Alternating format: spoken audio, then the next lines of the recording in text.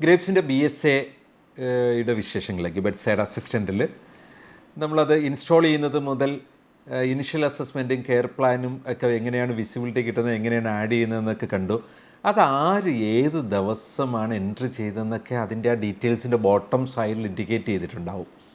ഡോക്ടറാണ് ചെയ്തെങ്കിൽ ഏത് ഡോക്ടർ ഏത് ദിവസം എത്ര മണിക്കാണ് എൻട്രി ഇട്ടത്, സോ നേഴ്സാണെങ്കിൽ ഏത് നേഴ്സ് എപ്പോഴാണ് അത് ചെയ്തത്, അങ്ങനെയുള്ള ഡീറ്റെയിൽസ് എല്ലാം അവിടെ കാണാൻ പറ്റുന്നുണ്ടാവും. അതിന് തൊട്ട് താഴെ തന്നെ ഈ പേഷ്യൻറ്റിനെ സർജറി ഷെഡ്യൂൾ ചെയ്തിട്ടുണ്ടെങ്കിൽ ആ സർജറിയുടെ ഡീറ്റെയിൽസ് കാണാൻ പറ്റും. ഏതെങ്കിലും മെഡിസിൻ ആൾറെഡി അലർജിക്ക് ആണെങ്കിൽ, ആൾറെഡി നമ്മൾ ഈ പേഷ്യൻറ്റ് തുറക്കുന്നതിന് മുമ്പ് തന്നെ അലർജിക്ക് ഇൻഡിക്കേഷൻസ് ഒക്കെ അവിടെ വരുന്നുണ്ട്, ബട്ട് അത് ഏത് മെഡിസിൻ്റെ അലർജിയാണ് എന്നവിടെ ഇൻഡിക്കേറ്റ് ചെയ്തിട്ടുണ്ടാവും. ഇനി മാത്രമല്ല ഈ ഒരു പേഷ്യൻറ്റുമായിട്ട് ബന്ധപ്പെട്ട് നമുക്ക് കഴിഞ്ഞ ഡോക്ടർ വിസിറ്റിൽ എഴുതിയ പ്രോഗ്രസ് നോട്ട്, നേഴ്സസ് ഒരു ദിവസം തന്നെ പലതവണ ഈ പേഷ്യൻറ്റിനെ കണ്ട് വിസിറ്റ് ചെയ്യുന്നുണ്ട്. അങ്ങനെ നേഴ്സസ് എഴുതുന്ന നേഴ്സിംഗ് നോട്ട്സുകൾ അവിടെ വിസിബിളാണ്. ഇനി ഏതെങ്കിലുമൊക്കെ മെഡിസിൻസ് കൊടുത്ത് തുടങ്ങിയതിന് ശേഷം ഡിസ്കണ്ടിന്യൂ ചെയ്തിട്ടുണ്ടെങ്കിൽ അത് സ്പെഷ്യൽ കളർ കോഡോടുകൂടി തന്നെ ഡിസ്കണ്ടിന്യൂഡ് മെഡിസിൻസ് നമുക്കവിടെ ലിസ്റ്റ് ചെയ്ത് കാണാൻ പറ്റുന്നുണ്ടാവും. ഇന്നത്തെ ട്രക്ക് ചാർട്ട് അവിടെ വരുന്നുണ്ടാവും, നമ്മുടെ ഇൻഡൻറ്റ് ഡീറ്റെയിൽസ് വരുന്നുണ്ടാവും.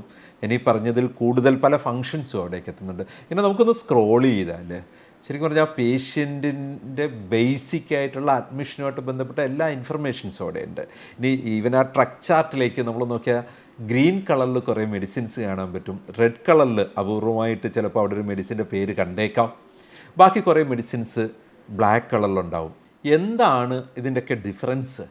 ആ ഗ്രീൻ കളറിൽ കാണുന്നതെല്ലാം തന്നെ ഇന്ന് ട്രക്ക് ചാർട്ടിലുണ്ടായിരുന്നതും ആ പേഷ്യൻസിന് കൊടുത്തു കഴിഞ്ഞതുമായ മരുന്നുകളാണ്. ബ്ലാക്ക് കളറിലുള്ളത് ഇനി വെയിറ്റിംഗ് ആണ്. റെഡ് കളർ കണ്ടാൽ ഇന്ന് കൊടുക്കേണ്ട ടൈം കഴിഞ്ഞിട്ടും ആ മരുന്ന് കൊടുത്തിട്ടില്ല എന്നാണ് നമ്മൾ മനസ്സിലാക്കേണ്ടത്. സോ ഈ ഒരു പേഷ്യൻറ്റിൻ്റെ മരുന്ന് കൊടുക്കുന്നതുമായിട്ട് ബന്ധപ്പെട്ട് ഒരു നേഴ്സിന് മിസ്സിങ് പറ്റിയാൽ വളരെ പെട്ടെന്ന് തന്നെ ആ നേഴ്സിന് അലേർട്ടാകും. അതിന് നമുക്കൊരു ടൈം ഫ്രെയിം ഒക്കെ അവിടെ ഫിക്സ് ചെയ്യുന്നുണ്ട്. ആ നേഴ്സ് അത് ഇഗ്നോർ ചെയ്യുകയാണെങ്കിൽ അത് നേഴ്സിംഗ് സ്റ്റേഷൻ അലേർട്ടാകുന്നുണ്ടാവും.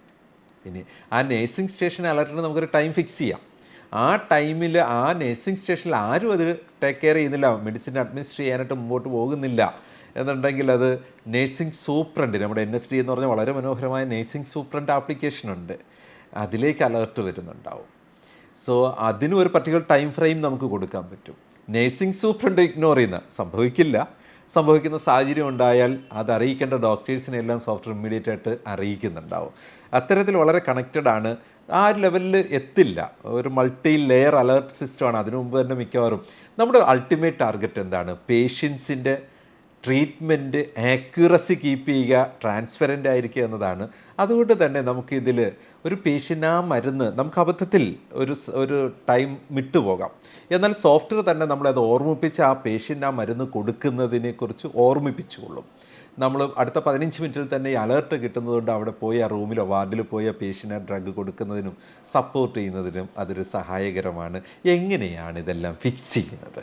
അതിനെക്കുറിച്ച് നമുക്ക് തൊട്ടടുത്ത വീഡിയോയിൽ ഡിസ്കസ് ചെയ്യാം.